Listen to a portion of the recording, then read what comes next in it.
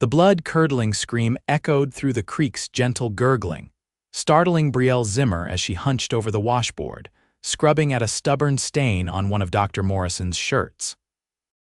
Her head snapped up, droplets of water scattering from her fingertips as she listened intently, her heart hammering in her chest.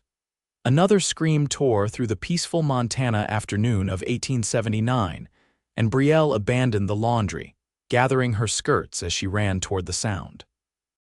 Working as the town doctor's assistant for 3 years had taught her to recognize the distinctive cry of a woman in labor. She found the young woman collapsed beside a weathered wagon, her face contorted in pain, hands clutching her swollen belly. A small girl of about 5 stood nearby, tears streaming down her dirt-smudged face. "Help my mama," the child pleaded, tugging at Brielle's sleeve. Brielle knelt beside the laboring woman.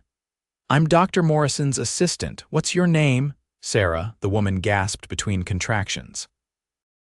"My husband went for help. Wheel broke. Baby's coming too fast." "I'll help you," Brielle assured her, though her stomach twisted with apprehension. She'd assisted with dozens of births, but never alone. "Your little girl and I will get you comfortable." Within minutes, Brielle had transformed the back of the wagon into a makeshift birthing bed. The labor progressed rapidly, and despite her limited supplies, Brielle worked with steady hands, coaching Sarah through each contraction. When the baby finally slipped into the world, the tiny boy gave a lusty cry that sent birds scattering from nearby trees. Brielle wrapped him in a clean cloth, her chest tight with a familiar ache as she placed him in his mother's arms. "You have a beautiful son," she whispered, watching mother and child with a mixture of joy and sorrow.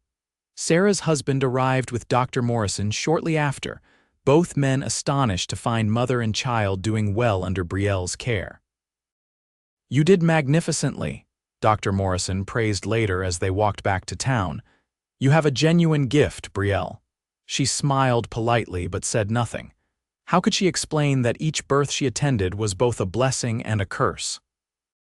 That every baby she helped bring into the world was a reminder of what she could never have herself. The setting sun cast long shadows across Timber Creek's Main Street as Brielle made her way to her small cabin on the outskirts of town. At 28, she'd long ago accepted her fate. The fever that had nearly claimed her life at 16 had left her barren, according to the doctor in St. Louis. Her dreams of a family had withered that day, leaving behind a hollow space that nothing seemed to fill. Even so, she'd built a life for herself. After her parents' death 5 years ago, she'd sold their farm in Missouri and traveled west, finding purpose in her work with Dr. Morrison. The townspeople respected her skills, and she had a comfortable, if solitary, existence. As she approached her cabin, Brielle noticed a horse tied to her front porch rail, a magnificent chestnut stallion she didn't recognize. A tall figure rose from her porch steps, and her breath caught in her throat. "Evening, Miss Zimmer," called a deep voice that belonged to Yates Walton, the new ranch foreman at the Rockingham. She'd seen him around town since his arrival 2 months ago, but had exchanged no more than pleasantries. "Mr. Walton," she acknowledged, suddenly conscious of her disheveled appearance after the impromptu delivery. "What brings you to my home?" He removed his hat, revealing sandy blonde hair that curled slightly at the ends. "I heard what you did today, helping that woman and her baby. My boss sent me to ask if you'd come out to the ranch. His wife is expecting and she's having a rough time of it." Brielle hesitated. "Dr. Morrison is the one you want. He's riding out to the Carter place. Their boy took a fall from the barn loft." Yates stepped closer, his face earnest in the fading light. "Mrs. Matthews is scared. It's her first and she's far from home and family. She asked for you specifically." Brielle sighed, fatigue settling into her bones. "Let me gather my things and change. I'll be ready in 10 minutes." True to her word, Brielle emerged from her cabin with a small medical bag and wearing a fresh dress. Yates helped her mount her mare and they set off toward the Rockingham, the stars beginning to appear in the darkening sky. "You've been in Timber Creek long?" Yates asked as they rode side by side. 3 years. You're new to these parts, I understand, he nodded, the moonlight casting shadows across his strong features. Worked ranches from Texas to Wyoming. Montana's a fine country, though. Might be I'll stay a while. Something in his tone made Brielle glance his way. In the silvery light, she could see he was handsome in a rugged way, with laugh lines at the corners of his eyes and a strong jaw shadowed with stubble. Dr. Morrison says you're a natural healer, Yates continued. Says there's not a better midwife in 3 counties. Brielle's fingers tightened on her reins. I assist where I can. You don't like talking about your skills. I prefer letting my work speak for itself, Mr. Walton. He chuckled, a warm sound that somehow eased the tension in her shoulders. Fair enough, and it's Yates, if you don't mind. Mr. Walton was my father, and a more ornery cuss never walked this earth. Despite herself, Brielle smiled. Very well, Yates, and you may call me Brielle. They rode in companionable silence for a time, the only sounds the rhythmic hoofbeats and the occasional cry of a night bird. Brielle found herself studying her companion from the corner of her eye, noting the easy way he sat his horse and the confident set of his shoulders. Ever been married, Brielle? The question came suddenly, startling her. No, she replied, keeping her tone neutral. My work keeps me occupied. Seems a waste, he said quietly. I beg your pardon, Yates turned to her, his expression serious in the moonlight. A woman with your care and compassion, you'd make a fine mother. The words struck her like a physical blow. Brielle turned away, blinking rapidly against unexpected tears. We should hurry, she said stiffly. Mrs. Matthews will be waiting. If Yates noticed her change in demeanor, he didn't comment. Instead, he nudged his horse to a faster pace, and Brielle was grateful for the rush of wind that cooled her burning cheeks. The rocking M Ranch sprawled across a verdant valley, its main house glowing with lamplight against the night sky. A worried-looking man paced the porch, rushing to help Brielle dismount when they arrived. Thank you for coming, Miss Zimmer, Richard Matthews said, leading her inside. Caroline's been having pains since midday, but nothing regular. She's frightened, and I confess, so am I. Brielle squeezed his arm reassuringly. First babies often take their time, Mr. Matthews. Let me see her, and we'll determine what's happening. Caroline Matthews was a pretty young woman with auburn hair and a face pale with exhaustion. Her eyes brightened when Brielle entered the bedroom. Oh, thank goodness, she breathed. Everyone says you have magic hands. No magic, Brielle smiled, setting down her bag. Just experience and patience, both of which we'll need tonight. After examining Caroline, Brielle confirmed what she suspected: the baby was still hours away. She sent Richard to get some rest and settled in for a long night, helping Caroline walk when possible and applying cold compresses during contractions. Near dawn, when Caroline finally delivered a healthy baby girl, Brielle felt the familiar mixture of joy and sorrow wash over her. She cleaned and swaddled the infant, marveling as always at the perfect tiny fingers and rosebud mouth. Would you like to hold your daughter? She asked Richard, who had returned in time for the birth. The new father took the bundle with trembling hands, tears streaming unashamedly down his face. She's perfect, he whispered. Just perfect. Brielle slipped from the room, leaving the new family to their private joy. She found Yates in the kitchen, brewing coffee. A girl, she announced, sinking wearily into a chair. Mother and baby are doing well. He poured her a cup of the strong black coffee and sat across from her. You look dead on your feet. Thank you for that flattering assessment, she said dryly, but a smile tugged at her lips. Yates studied her over the rim of his cup. You know what I mean. You've been up all night doing the work of angels, and here you sit making jokes. Hardly angelic work, just necessary. She sipped the coffee, grateful for its reviving warmth. I watched you ride out with my boss to help that woman, Yates said quietly. Saw your face when you came out holding that baby girl. There was joy there, but something else too, something that looked a lot like heartache. Brielle set down her cup carefully. You're very observant, Mr. Walton. Yates, he corrected gently. And yes, I've made a study of people. You love bringing babies into the world, but it hurts you somehow. I'm tired, she said, rising abruptly. I should check on Mrs. Matthews before I leave. Yates stood too, blocking her path. I've offended you, I apologize. You haven't offended me. You've merely strayed into matters that are private. His eyes, a clear blue-gray in the morning light, held her steadily. Sometimes sharing a burden makes it lighter. For a moment, Brielle almost told him this near stranger with the kind eyes and perceptive gaze. Instead, she stepped around him. Thank you for the coffee. After checking on Caroline and the baby once more, Brielle prepared to leave. Richard pressed payment into her hand despite her protests, and Caroline made her promise to visit soon. Outside, Yates waited with their horses. The sun was climbing in the eastern sky, promising a beautiful spring day. I'll see you safely home, he said, helping her mount. There's no need. I know the way well enough. Humor me, he replied with a smile that creased the corners of his eyes. My ma raised me better than to let a lady ride alone after she's been up all night delivering babies. Too tired to argue, Brielle nodded, and they set off toward town. The morning was peaceful, birds singing in the cottonwoods along the creek, wildflowers dotting the meadows with splashes of color. Beautiful country, Yates remarked, breaking the comfortable silence that had fallen between them. Yes, Brielle agreed, breathing in the scent of pine and sage. I never thought I'd leave Missouri, but now I can't imagine living anywhere else. What brought you to Montana Territory? She hesitated, then decided there was no harm in sharing this part of her story. My parents died 5 years ago, influenza. Afterward, the farm seemed empty. I saw an advertisement that Dr. Morrison placed seeking an assistant, and it seemed like a sign. I'm sorry about your parents, Yates said. Lost mine too, though years apart. Pa when I was 16, Ma just last year.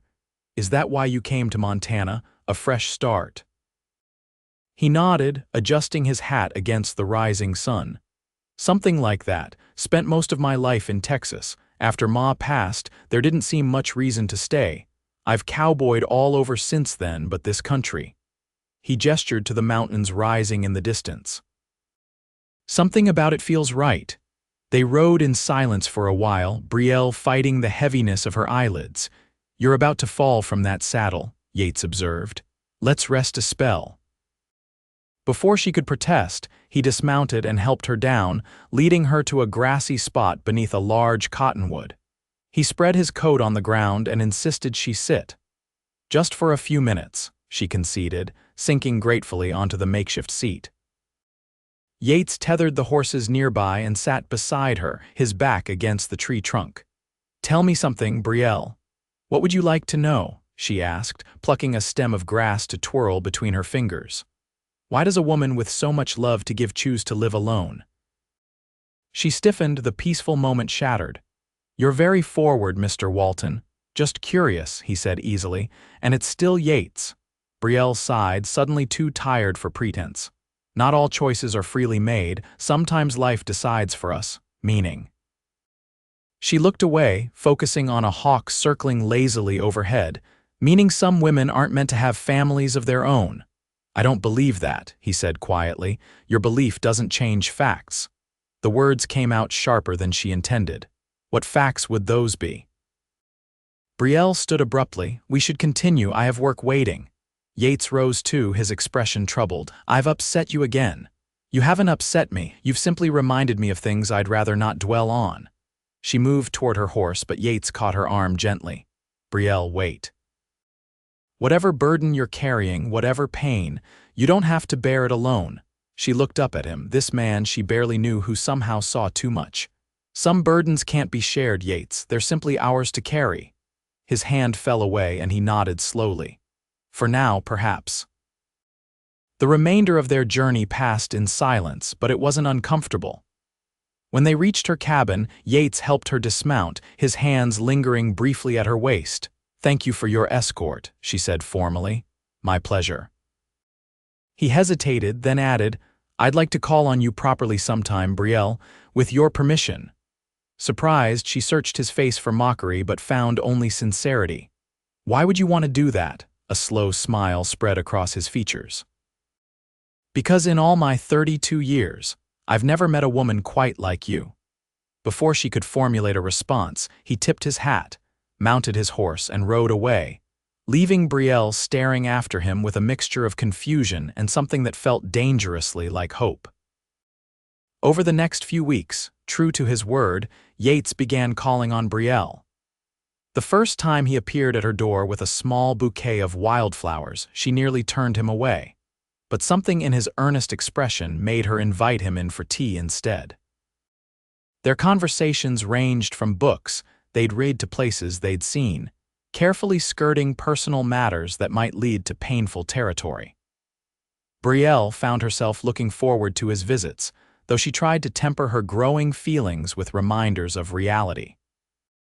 One evening in late June, they sat on her porch watching fireflies rise from the grass as twilight deepened. Yates had brought a small cake from the town bakery to celebrate her birthday, a date she'd mentioned casually weeks before and had been surprised he remembered. 29, she mused, savoring the last bite of sweet frosting. When I was a girl, I thought 29 was positively ancient, Yates chuckled. And now I know better, she smiled, setting aside her plate. Though I confess this isn't how I imagined my life would be at this age. How did you imagine it? Brielle hesitated, then decided to offer a small truth. I thought I'd have a home filled with children's laughter, a husband who'd work the land while I tended the garden and baked bread. Simple dreams, Yates said softly, the best kind. She gazed out at the gathering darkness. What about you? Did you imagine you'd still be riding from ranch to ranch at 32? He leaned back in his chair, stretching his long legs before him. Can't say I gave it much thought when I was younger. After Pa died, it was all about keeping food on the table for Ma and my sisters. Once they were settled, married, or teaching school, I just kept moving. Seemed easier somehow. And now, she asked, turning to study his profile in the fading light. Now I'm thinking it might be nice to put down roots. His eyes met hers. If I found the right reason to stay in one place. The air between them seemed to thicken, charged with unspoken possibilities. Brielle looked away first, her heart beating too fast. It's getting late, she said, rising from her chair. Thank you for the cake and the company. Yates stood too, towering over her in the dimness. Brielle? Yes. He stepped closer, one hand coming up to gently touch her cheek. May I call on you again tomorrow? She nodded, not trusting her voice.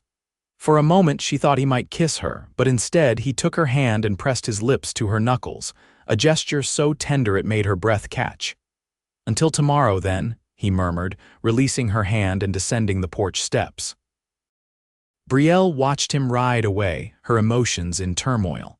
She was falling in love with Yates Walton, despite her best efforts to guard her heart. But how could she allow him to fall in love with her? What man would want a wife who could never bear his children? The question haunted her through a restless night, and by morning she had made her decision. When Yates arrived the following evening, she would tell him the truth and end whatever was growing between them before it became too painful to sever. But fate had other plans. Early the next morning, a frantic knock at her door roused Brielle from her troubled sleep. She opened it to find a young boy from the Rockingham, his face streaked with dust and sweat. Miss Zimmer, you gotta come quick. Mr. Walton's been hurt bad. Horse threw him in the south pasture. They brought him to the ranch house, but Doc Morrison's not in town. Brielle's heart stuttered. How bad is it? Don't know, madam. He was unconscious when they found him. Mr. Matthews sent me to fetch you right away. Within minutes, Brielle had saddled her mare and was galloping toward the Rockingham, her medical bag bouncing against her side, fear a cold knot in her stomach. Please, she prayed silently, let him be all right. When she arrived, Caroline Matthews met her at the door, baby Alina in her arms. He's in the guest room. Richard and the men carried him in about an hour ago. He woke briefly but was confused. There's a gash on his head and his right arm appears broken. Brielle hurried to the indicated room, steeling herself before entering. Nothing had prepared her for the sight of Yates lying pale and still on the bed, a bloodied bandage wrapped around his head, his right arm at an awkward angle. Yates, she whispered, rushing to his side. His eyelids fluttered open, revealing glazed blue-gray eyes that struggled to focus. Brielle. That you? Yes, it's me. She gently unwrapped the makeshift bandage to examine the head wound. What happened? New stallion, he mumbled, spooked at her rattler. My own fault, wasn't paying attention. The gash on his temple was deep but clean. Brielle cleaned it thoroughly and applied stitches, grateful that Yates had lapsed back into unconsciousness for the procedure. The broken arm was more concerning a compound fracture that would need to be set properly. I need help, she told Richard when he came to check on them. The bone needs setting, and it will take at least 2 strong men to hold him still. Richard nodded grimly. I'll get the boys. With the help of 2 ranch hands, Brielle set the broken bone, wincing at Yates's hoarse cry of pain despite his unconscious state. She splinted the arm carefully, then checked for other injuries, finding severe bruising across his ribs and back but no signs of internal bleeding. He needs constant watching for the next day or 2, she told Caroline when she had finished. Head injuries can be unpredictable. You'll stay. Caroline asked, bouncing little Alina gently as the baby fussed. Brielle nodded without hesitation. Yes, I'll stay.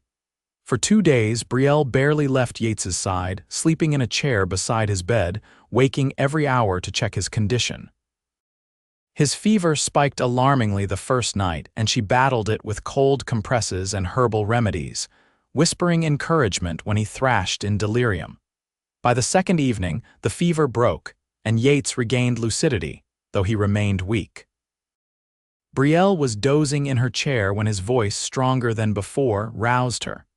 You look terrible, he said, a ghost of his usual smile playing at his lips. She sat up quickly, pushing hair from her face. You're hardly one to talk, she retorted, relief making her voice sharp. You nearly died, you foolish man. But I didn't thanks to you. His uninjured hand reached for hers. Caroline told me you haven't left this room for 2 days. Brielle busied herself checking his bandages. Someone had to make sure you didn't slip away in the night. And you appointed yourself my guardian angel. His fingers caught hers, stilling her nervous movements. Why, Brielle? She met his gaze reluctantly. You know why. Tell me anyway, he urged softly. Brielle swallowed hard. Because I care for you, Yates, more than I should. And that's a problem? Yes. She withdrew her hand from his. It is. He studied her face, his eyes clear despite his weakened state.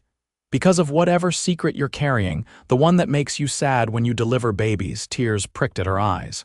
You should rest. We can talk when you're stronger. I'm strong enough for this conversation, he insisted. I nearly died, Brielle. Life's too short for half-truths and evasions. She stood and moved to the window, needing distance.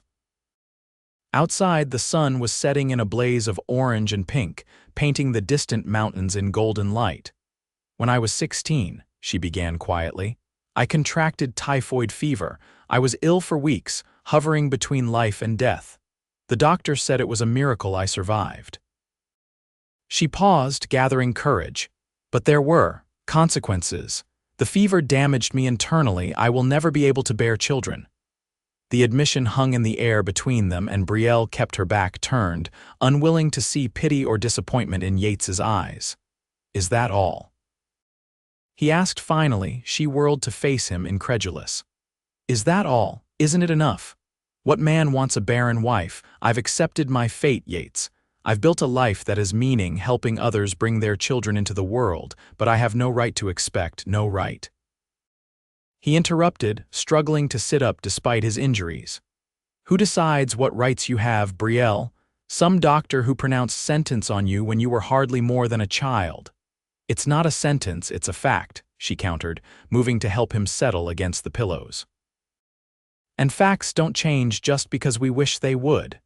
Yates caught her wrist, his grip surprisingly strong. Look at me. Reluctantly, she met his gaze. I don't love you for your womb, Brielle Zimmer. I love you for your heart, your mind, your spirit. For the way you've sat by my bedside for 2 days, fighting to keep me in this world. Love, she whispered, the word both wonderful and terrifying. Yes, love, he affirmed. I've loved you since that first morning when you delivered the Matthews baby and tried so hard to hide your pain from me. I've loved you through every conversation on your porch, every smile you've granted me, every time you've pushed me away to protect yourself. Tears spilled down Brielle's cheeks. You don't understand what you're saying. A man needs heirs, especially out here. Children to work the land, carry on his name, you will be a mother, Brielle, Yates said with quiet certainty. There are more ways to motherhood than bearing children. There are orphans who need homes, children who have lost their parents to disease or accident or violence.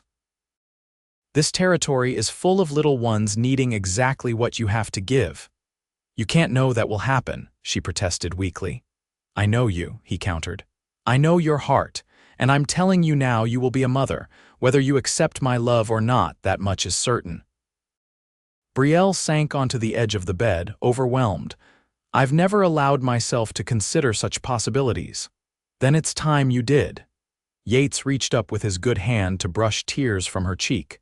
I'm not asking you to decide anything now. I'm merely asking you to open your heart to possibilities beyond the limitations you've accepted. She caught his hand and pressed it to her cheek, closing her eyes. I'm afraid, she admitted. Of what? Of hoping, of believing, of being disappointed. That's fair, he said gently. But consider this: is the certainty of continued loneliness better than the risk of possible joy? Brielle had no answer, but something inside her, a door long locked, creaked open just a fraction. As summer ripened into autumn, Yates recovered under Brielle's care. His broken arm healed cleanly, and though he retained a small scar at his temple, there were no lasting effects from his head injury. He returned to his duties at the Rocking M, but his courtship of Brielle continued with unwavering dedication. For her part, Brielle found herself gradually surrendering to the feelings she'd tried so hard to deny. Yates never pressed her about their future, seeming content to let their relationship unfold naturally, but his conviction that she would someday be a mother remained unshaken. One crisp October afternoon, Brielle was returning from attending a birth at a homestead several miles from town when she noticed smoke rising from her cabin chimney. Approaching cautiously, she saw Yates's horse tethered outside. When she entered, she found him stoking a fire in her fireplace, the small room warmed against the autumn chill. Hope you don't mind, he said, straightening as she came in. Thought you might appreciate coming home to a warm house.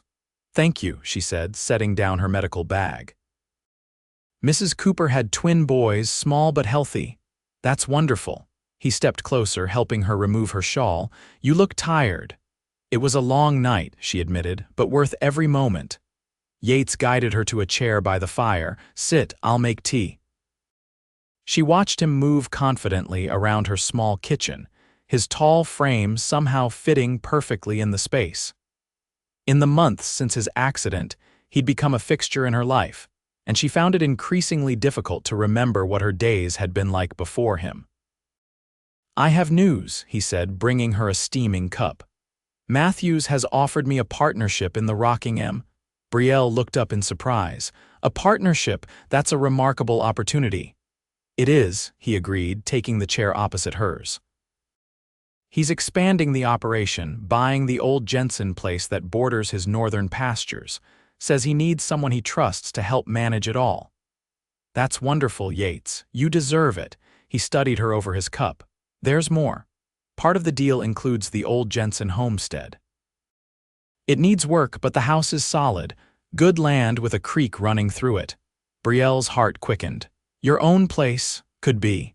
He set down his cup and leaned forward. Or it could be our place. The question hung unspoken between them, and Brielle found herself at a crossroads she'd never expected to face. Yates. Before you say anything, he interrupted gently, I have something to show you. He reached into his coat pocket and withdrew a folded letter, handing it to her. Puzzled, Brielle opened it, scanning the neat handwriting. It was from the Territorial Orphanage in Helena, responding to an inquiry about adoption procedures for married couples. She looked up, her eyes wide. You wrote to them. Just gathering information, he said, his expression serious. making sure I wasn't making promises I couldn't keep. Brielle read the letter again, her vision blurring with tears. According to the matron, there were 17 children currently in their care, ranging from infants to adolescents, all in need of permanent homes. "I don't expect an answer today," Yates continued softly. "I just wanted you to know that I meant what I said. You will be a mother, Brielle. If you want to be my wife, I promise you that." She stared at him, this man who had crashed into her carefully ordered life and turned it upside down. "You've thought about this, really thought about it." "Every day since I met you," he confirmed. "I want a life with you, Brielle. Children, yes, through adoption if that's what's meant for us. But mostly, I want you. Your smile in the morning, your voice in the evening, your hand in mine through whatever life brings us." Brielle set the letter aside and rose from her chair, moving to stand before him. Slowly, she reached out to touch his face, tracing the scar at his temple with gentle fingers. "Ask me properly," she whispered. Yates stood and took her hands in his. "Brielle Zimmer, I love you more than I ever thought possible. Will you marry me?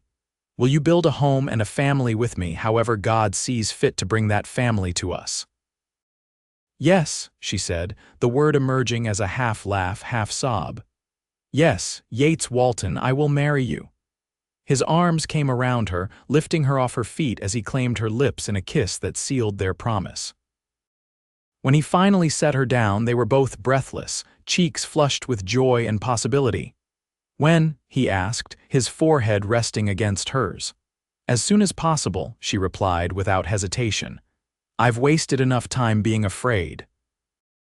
They were married 3 weeks later in Timber Creek's small church, with Dr. Morrison giving the bride away and Caroline Matthews standing as matron of honor, baby Alina cooing in her arms.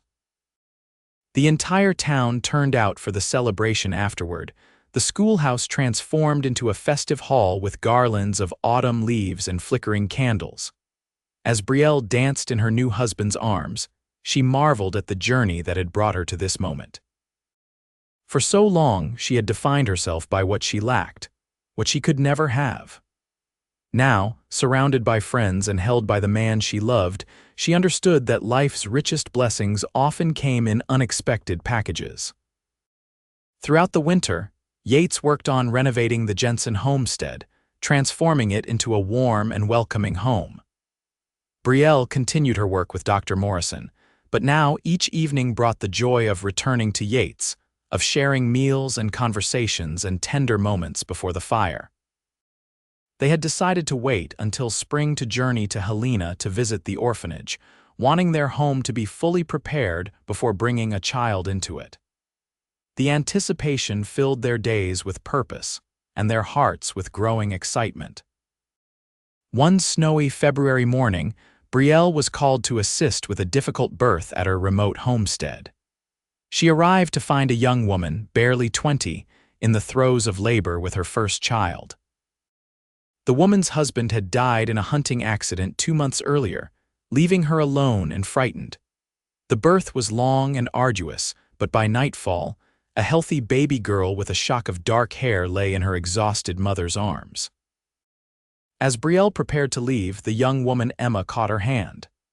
"I can't do this alone," she whispered, tears streaming down her pale face. "I have no family, no means to support her. The neighbors have been kind, but they have their own children to feed." Brielle's heart constricted with sympathy. "What will you do? The stage runs to Helena next week. They say there's an orphanage there." Emma's voice broke. "It's the kindest thing I can do for her, isn't it? Give her a chance at a family who can provide for her." Brielle stared at the sleeping infant, an impossible hope blooming in her chest. "Emma, may I return tomorrow? With my husband, there may be another solution if you're willing to consider it." The young woman's eyes widened with cautious hope. "You would take her?" "We've been planning to adopt," Brielle explained carefully. "We have a home ready with love to spare, but this would be your decision, completely yours." Emma looked down at her daughter, then back at Brielle, a tear spilling down her cheek.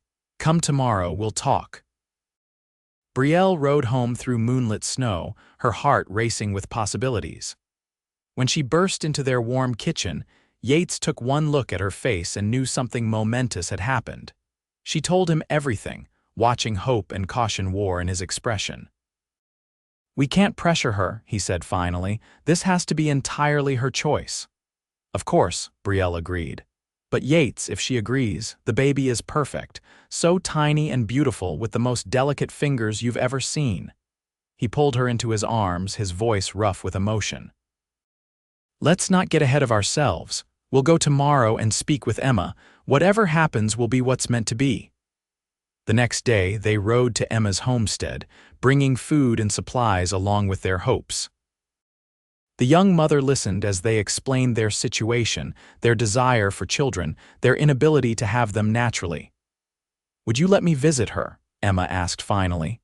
"Not to confuse her about who her mother is, but just to know she's well, to see her grow." "Of course," Brielle said immediately. "She would know her history, know you loved her enough to ensure she had the best life possible." Emma looked down at her daughter, sleeping peacefully in a makeshift cradle. "I was going to name her Hope," she said softly. "Because even in my darkest hour she gave me something to hold on to." "Hope is a beautiful name," Yates said, his voice gentle. After a long silence, Emma nodded slowly. I think she's meant to be yours. I can feel it somehow." A mother knows these things, even a mother who's only held her child for a day. Tears spilled down Brielle's cheeks as the magnitude of the moment washed over her. "Are you certain?" Emma reached for Brielle's hand, placing it on the sleeping baby's chest. "I'm certain. You'll be her mother now, in all the ways that truly matter." And so it was that Yates and Brielle Walton brought their daughter home on a crisp winter day, the sun casting diamond sparkles across the snow-covered landscape. Hope Walton, tucked securely in Brielle's arms, slept peacefully, unaware of the miracle she represented to the couple who would raise her. As they crossed the threshold of their home, Yates paused, gathering both his wife and new daughter in a gentle embrace. "You're a mother now," he whispered against Brielle's hair, "just as I promised you would be." Brielle looked up at him, her heart so full she thought it might burst. "You knew all along, didn't you, that there were other paths to motherhood for me?" "I knew that a heart as big as yours couldn't be denied its purpose," he replied, brushing a kiss against her forehead. "I just had faith that love would find a way." That night, as Brielle sat in the rocking chair beside the fire, nursing Hope with a bottle of warm milk, she reflected on the journey that had brought her to this moment. The pain and loss that had once defined her had transformed into stepping stones leading to a joy she'd never dared imagine. Yates knelt beside the chair, watching their daughter's tiny fingers curl around his offered thumb. "She's perfect," he murmured. "She is," Brielle agreed, then smiled at him through happy tears. "And she's just the beginning." "The beginning?" Yates raised an eyebrow. "Well, we do have that letter from the orphanage," she reminded him. "And this house has plenty of room for more children who need a home." Yates laughed softly, the sound warming her more than the crackling fire. "One miracle at a time, Mrs. Walton." "But yes, I think Hope might enjoy having brothers and sisters someday." As if in agreement, Hope made a small, contented sound, her eyes drifting closed as she finished her meal. Brielle gently shifted her to her shoulder, patting the tiny back as she'd seen countless mothers do. In that perfect moment, surrounded by the home she shared with Yates and holding their daughter close, Brielle felt the last of her old wounds heal. She had become a mother, not through the path she'd once envisioned, but through one equally sacred and meaningful. "I love you," she whispered, looking from her daughter to her husband. "Both of you more than I have words to express." "And we love you," Yates replied, his eyes shining with emotion. "Our family may not have come about in the usual way, but that makes it all the more precious." Spring came early that year, bringing wildflowers to the meadows and new calves to the rocking herds. Hope thrived under Brielle and Yates's devoted care, growing plumper by the day, her dark eyes tracking their movements with increasing awareness. Emma visited every few weeks, bringing small gifts and spending time holding the baby she had entrusted to them. Far from complicating matters, Her presence enriched their unusual family, providing Hope with an additional source of love and connection to her origins. As promised, Brielle and Yates made the journey to Helena in late April, Hope securely bundled against the lingering mountain chill. The territorial orphanage was a stark but clean building on the outskirts of the growing capital city. Inside, they were greeted by the matron, a stern-looking woman whose face softened when she saw Hope. "A beautiful child," she commented. "Your first?" "Yes," Brielle replied proudly, "but we hope not our last." The matron led them through dormitory-style rooms where children of various ages played, studied, or simply stared at the visitors with cautious eyes. Brielle's heart ached at the sight of so many children without families to call their own. In the nursery, 3 infants lay in simple cribs, attended by a young woman who looked barely out of her teens herself. "These are our youngest residents," the matron explained. "Twin boys abandoned on our doorstep last month and a girl whose mother died in childbirth. The father brought her to us, saying he couldn't care for her alone." Yates squeezed Brielle's hand as they gazed at the babies. "We've discussed possibly adopting again," he told the matron. "Not immediately, but perhaps in 6 months or so when Hope is a bit older." "I'll keep your names in our registry," the woman promised. "Though I must warn you, the process can be lengthy. We try to ensure stable, appropriate homes for all our charges." "Of course," Brielle agreed. "We wouldn't want it any other way." As they prepared to leave, a commotion in the hallway drew their attention. A boy of about 8 or 9 was being scolded by an older girl, tears streaming down his dirt-smudged face. "Samuel Thornton, you return Miss Alice's hairbrush this instant," the girl demanded. "I didn't take it." The boy protested. "I just borrowed it to brush the cat I found," the matron sighed heavily. "Samuel is our most spirited resident. He's been with us for 3 years since his parents died in a fire. Most prospective parents find him too challenging." Brielle watched as the boy reluctantly produced a tortoiseshell hairbrush from his pocket, handing it over with a scowl. There was something in his defiant stance that tugged at her heart, a loneliness poorly disguised as rebellion. "Does he have any siblings here?" she asked quietly. "No, he was an only child. His nearest relatives are in St. Louis, and they declined to take him in." The matron's voice held resignation. "He'll likely remain with us until he's old enough to apprentice somewhere." On the journey home, Brielle was unusually quiet, her thoughts occupied by the children they'd seen, particularly young Samuel with his fierce eyes and wounded heart. "You're thinking about the boy, aren't you?" Yates asked as they neared their homestead, the sunset painting the western sky in vivid hues. She nodded, adjusting Hope, who slept peacefully in her arms despite the wagon's jolting. "He reminds me of someone." "Who?" "You," she said with a small smile. "That same stubborn set to his jaw, that same look that says he'll face the world on his own terms or not at all." Yates chuckled. "I was never that defiant as a child. No, your mother might tell a different tale, I suspect." His expression sobered. "You're thinking we should consider him." "When the time comes. I'm thinking every child deserves a chance, especially the ones others find too difficult." She looked down at Hope, then back at her husband. "But yes, I felt a connection to him, did you not?" "I did," Yates admitted, "though I was trying not to get ahead of myself." "We agreed to focus on Hope for now." "And we will," Brielle assured him, "but it doesn't hurt to keep Samuel in mind for the future, a brother for Hope, perhaps, when she's a bit older." The smile that bloomed across Yates's face was answer enough. They would build their family one child at a time, creating bonds of love that transcended blood and birth. It wasn't the path either of them had envisioned in their youth, but it was proving to be more beautiful than they could have imagined. By Hope's first birthday, the Walton homestead had undergone a transformation. Yates had added 2 bedrooms to the house, anticipating the family's growth.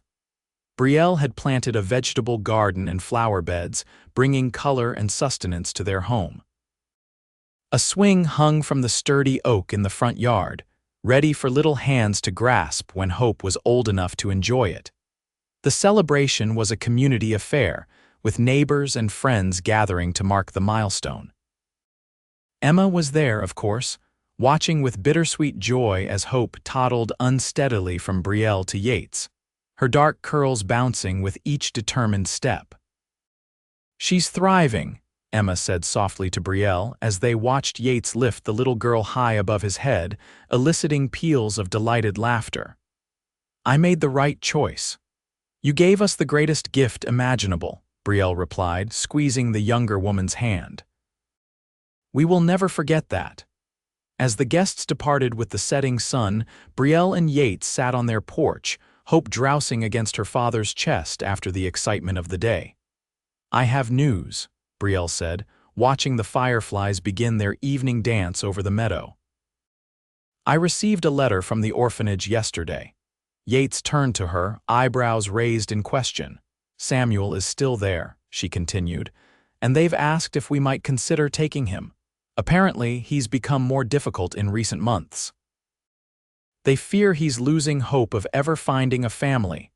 "And what did you tell them?" Yates asked, though the gleam in his eyes suggested he already knew. "I told them we would need to discuss it as a family," she replied, "but that my heart was inclined to say yes." Yates reached for her hand, his fingers warm and strong around hers. Hope could use a big brother to look out for her, and Samuel could use parents who won't give up on him, no matter how hard he pushes. Brielle leaned her head against her husband's shoulder. "Should we visit him next month?" "See if we're the right fit." "I think we should," Yates agreed. "Something tells me he belongs with us just as surely as this little one does." He dropped a gentle kiss on Hope's dark curls. The journey to Helena was made in early spring, Hope chattering happily from her perch between them on the wagon seat. The matron greeted them with obvious relief, leading them to a small room where Samuel sat alone, sullenly carving a piece of wood with a pocketknife. "Samuel, these are Mr. and Mrs. Walton," the matron introduced them. "They've come to meet you." The boy looked up, his eyes wary beneath a fringe of unruly brown hair. "Why?" "Because we'd like to get to know you," Brielle answered honestly, settling Hope on her hip. "This is our daughter, Hope. She's just turned 1. Samuel's gaze flicked to the toddler, who regarded him with open curiosity. "She's not really yours, though. Everyone knows you get your babies from other folks." Brielle felt Yates stiffen beside her, but she merely smiled. "You're right, Samuel. Hope came to us through another mother who couldn't care for her, but she's ours in all the ways that matter most." The boy seemed surprised by her candor. "They said you might want to take me too." "We're considering it," Yates replied. "But we thought we should meet first, see if we might suit each other," Samuel snorted. "Nobody wants me, I'm too much trouble." "Is that what they've told you?" Brielle asked gently. "Don't need to tell me. I can see it in their faces when they come looking at us kids. They want the cute little ones or the quiet ones who do as they're told." He stabbed his knife into the wooden block for emphasis. "Well, I was never much for doing as I was told," Yates said conversationally, settling into a chair across from the boy. "Got me into plenty of scrapes as a youngster." Samuel eyed him skeptically. "Yeah, absolutely. Once rode my pa's prize stallion without permission, got thrown into a creek for my troubles, broke my arm in 2 places.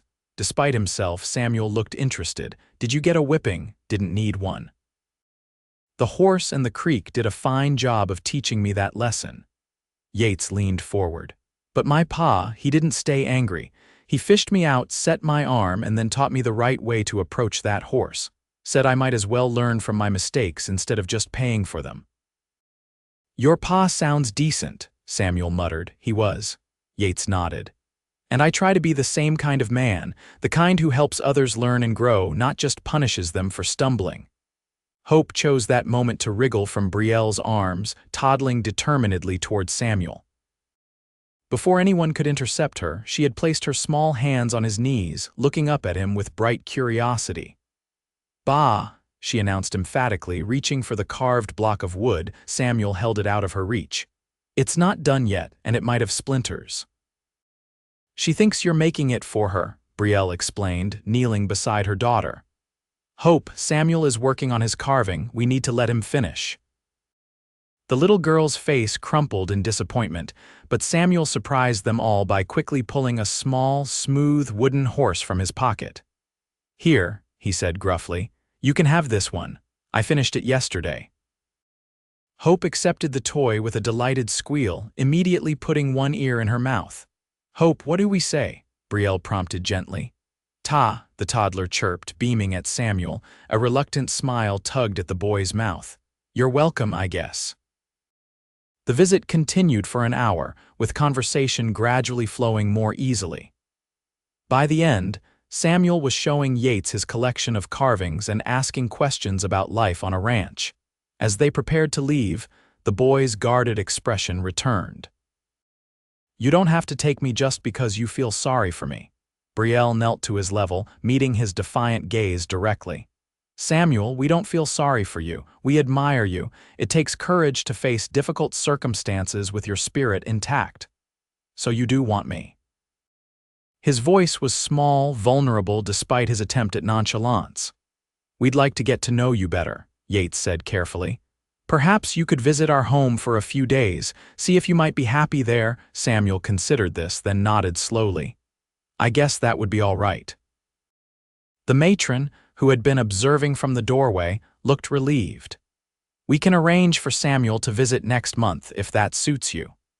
As they rode home that evening, Hope sleeping between them with her new wooden horse clutched tightly, Brielle and Yates discussed their impressions of the boy.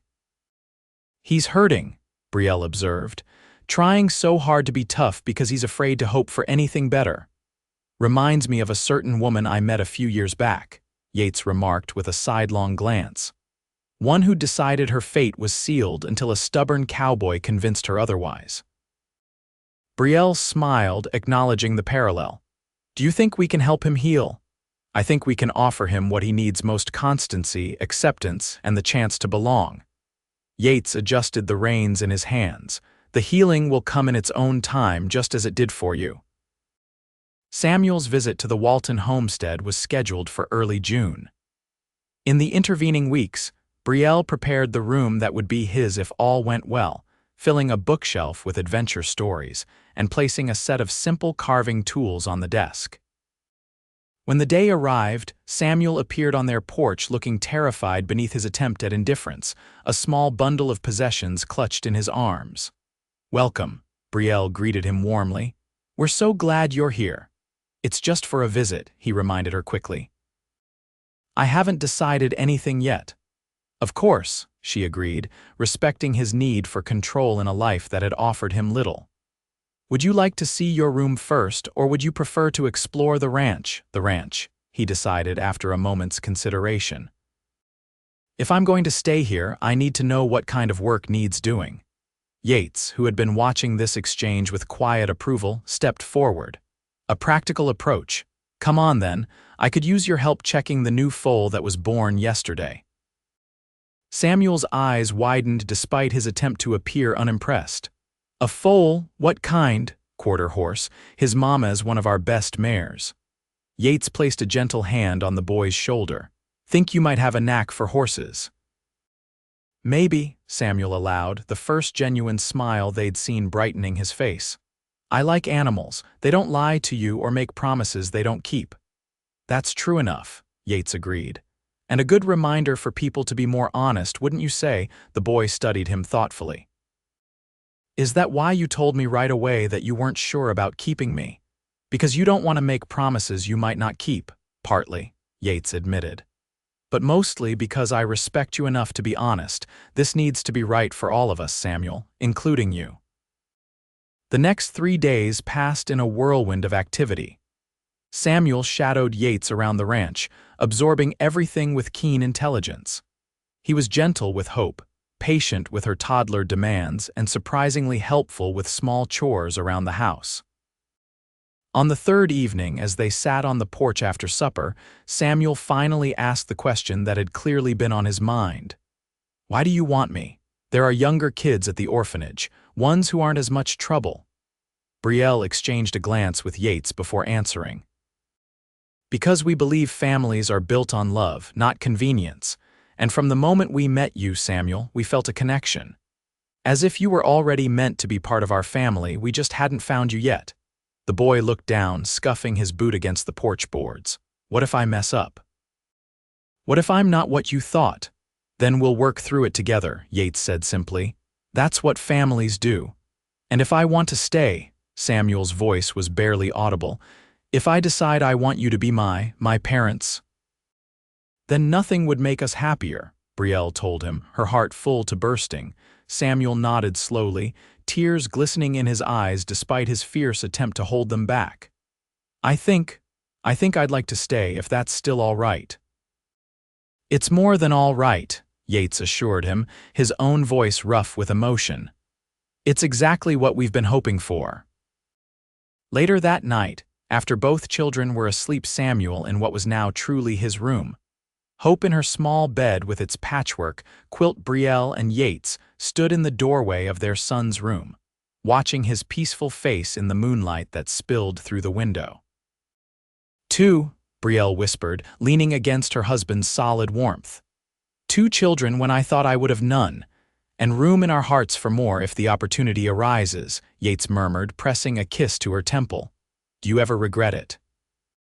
She asked suddenly, voicing a fear that occasionally still surfaced in quiet moments. Marrying a woman who couldn't give you children of your own blood, Yates turned her to face him, his expression serious in the dim light. Brielle Walton, not for one single moment. These children are ours in every way that matters. Blood doesn't make a family, love does, and I have never loved anyone or anything as much as I love you and the family we're building together. She stood on tiptoe to kiss him, pouring all her gratitude and love into the gesture. You were right, you know. About what, when you said I would be a mother? She smiled up at him, remembering that conversation that seemed so long ago now.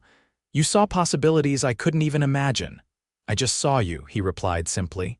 The real you beneath the fear and doubt. The woman who had so much love to give, it couldn't possibly be contained. As they made their way to their own bedroom, leaving their children sleeping peacefully under the same roof, Brielle reflected on the journey that had brought them here. From a young woman convinced she would never know the joy of motherhood to the matriarch of a growing family, she had traveled a path of healing and hope. And it had begun with a stubborn cowboy who had looked past her barriers to see the mother waiting within a man who had promised her a future she hadn't dared to believe in, then helped make it reality through love, patience, and unwavering faith. I love you, she whispered as they settled into bed together, the night sounds of their ranch filtering through the open window, crickets chirping, the distant nickering of horses, the gentle rustle of wind through cottonwood leaves. And I love you, Yates replied, drawing her close. Until the stars fall from the sky. Their family continued to grow over the years. 2 years after Samuel joined them, twin girls, orphaned daughters of a widowed friend of Caroline Matthews who died of consumption, became the newest Waltons. Ruth and Rebecca, with their matching copper curls and mischievous smiles, brought new energy and joy to the household. By the time Hope was 8, the Walton Ranch had become known throughout the territory as a haven for children in need. Brielle, who had never given birth, was mother to 5 children, each one chosen, each one cherished, each one a fulfillment of the promise Yates had made that fateful day. You will be a mother. On the 10th anniversary of their marriage, as they watched their children playing in the meadow behind their home, Yates took Brielle's hand and pressed it to his heart. Regrets? He asked, a question that had become a tradition between them. Not a single one, she replied, as she always did, her eyes shining with the contentment of dreams fulfilled in unexpected ways. Just gratitude, for you, for them, for the life we've built together.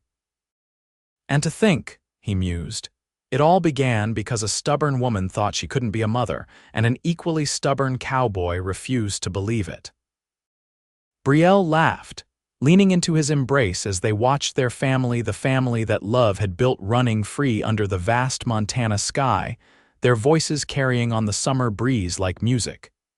Thank goodness for stubborn cowboys, she murmured, lifting her face for his kiss. They see possibilities where others see only closed doors. And thank goodness for brave women, he countered, brushing his lips against hers, who find the courage to walk through those doors when they open. The sun dipped toward the western mountains, painting the landscape in gold and amber. As the Walton family gathered for their evening meal, a family created not by blood but by choice, by love, by the steadfast belief that family was where you found it, built it, cherished it. And in the heart of it all, a woman who had once believed motherhood was beyond her reach now sat surrounded by the children who called her Ma. Secure in the knowledge that some of life's greatest blessings arrive in packages we never thought to expect, delivered by love that refuses to accept limitations.